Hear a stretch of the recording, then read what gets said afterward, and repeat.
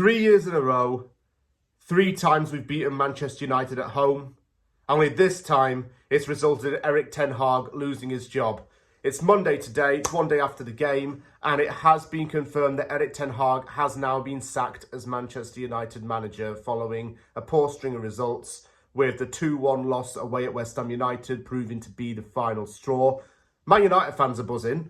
The rest of the league's not really, I suppose. I'm buzzing because we've just beaten United again. And it was a performance and a result that West Ham really did need. The performance was very up and down. And then I think as the second half went on, West Ham started to settle a bit, got 2 goals and getting the winner deep in stoppage time. It finished West Ham United 2, Manchester United 1 at the London Stadium. Lopetegui has some of the pressure off of his shoulders following this result. But for Manchester United fans, well, you got to accept that your team is now in a relegation battle. I think they're, 14th in the league now?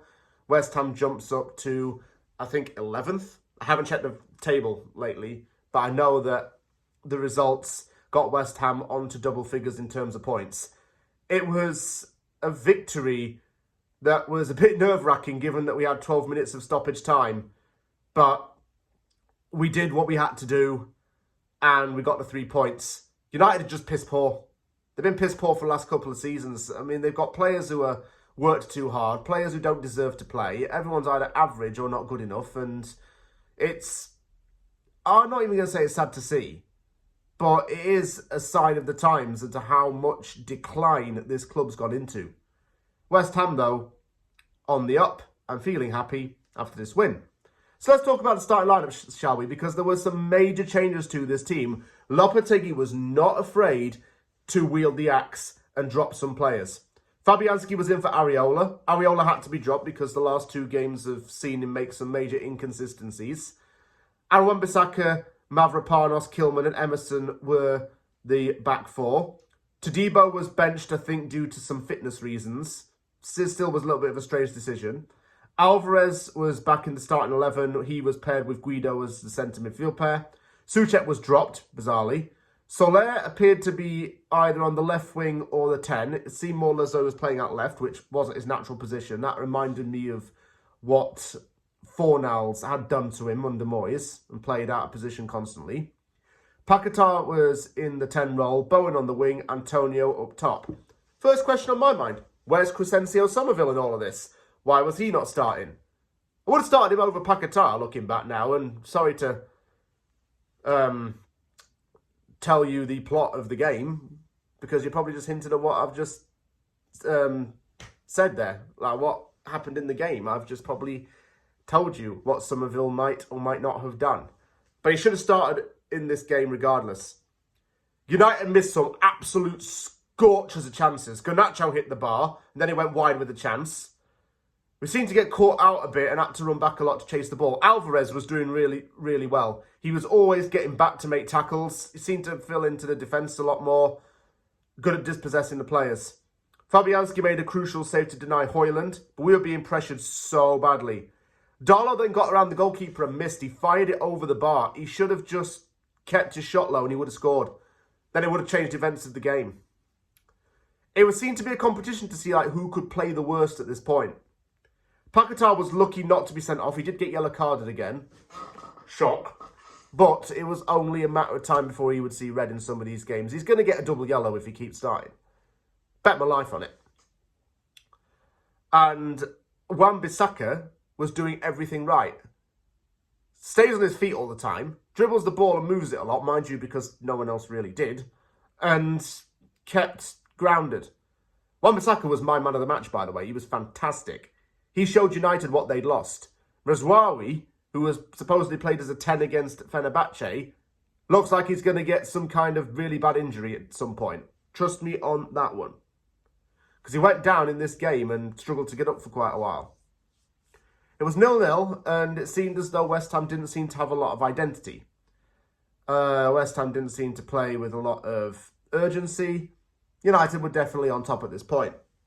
And it was surprising that we weren't 3-0 down. But half-time, substitutions were made, and it's refreshing to see that Lopetegui likes to make his half-time subs. Todibo, Souček, Summerville came on in place of Mavropanos, Soler, Paquetá. Soler had an average game because he was played out of position. We're not going to get on his back. Paquetá had to come off because of the yellow card. Probably a saving grace. And Mavropanos needed to come off because we needed a little bit more defensive level-headedness. Onana went down injured and nearly had to come off after he clipped Antonio. Antonio's boot went onto Onana's head. Onana went down for quite a bit, but he was then given the all-clear to come back into the game and resume. Antonio had a chance, which he missed, and probably was the last straw. So Danny Ings came on. Something on Danny Ings really helped, and this led to the goal. I'm not used to seeing West Ham being a pressing kind of side, but we pressed, and with a bit of pressure, we found the ball to Bowen on the wing. He got the ball across the box. Ings nudged it on, and Summerville was at the far left side of the post to slide in and tap it past Onana. That's Summerville's first goal in a West Ham shirt. He took off his shirt and ran to the bench to celebrate with Kudus. Got yellow carded in the process, but okay, that's fine. Start him. That's all we have to do. Start my Dutch delight. I'm not talking about Matthias either. He's good, but, well, he helped us. The other Dutch delight helped us to win. Yeah, if you think about it. Not too long after, the equaliser came. A bit of a pinball in the box. Xerxes came on to sub. He headed it onto Casemiro. Headed it in from point-blank range. Crowded box, and we didn't really deal with that. Bit of an inexcusable goal. Hey-ho. No one picked him up. About the 88th minute, I think it was, there was a shout for a penalty. Delight appeared to foul Ings in the box. Like, Ings was coming through, but Delight kicked him. So it seemed. It went to the monitor, and 9 times out of 10 when it goes to the monitor, you know something's up. By the way, that's for this decision was given, and that is for all the times United buggered us over with VAR. That's for all the times. Taste of revenge is sweet, ain't it? There was also a shout for Danny Ings' handball, but the foul seemed to come before any contact with the hand, so the foul was prioritised. This was given. I thought that Summerville would take this, but it was given to Bowen. Bowen up against Onana. Bowen sends the keeper the right way and puts it into the net. 2-1. 12 minutes of added time. And this is where it became nervous. We just committed to parking the bus with Kilman and Alvarez and a lot of defensive players back there declaring the ball. Bruno Fernandes had 2 high crosses late on that went out of play. Can see why United fans get on his back. Cresswell came on for Rodriguez. Just a time-wasting sub, and it finished 2-1. Happy days. When that whistle went, it was like bliss. It was bliss. I was like, finally, game's over, and we've got the 3 points. I was impressed with the second half because we showed a lot more intensity, and we showed a lot more drive to win.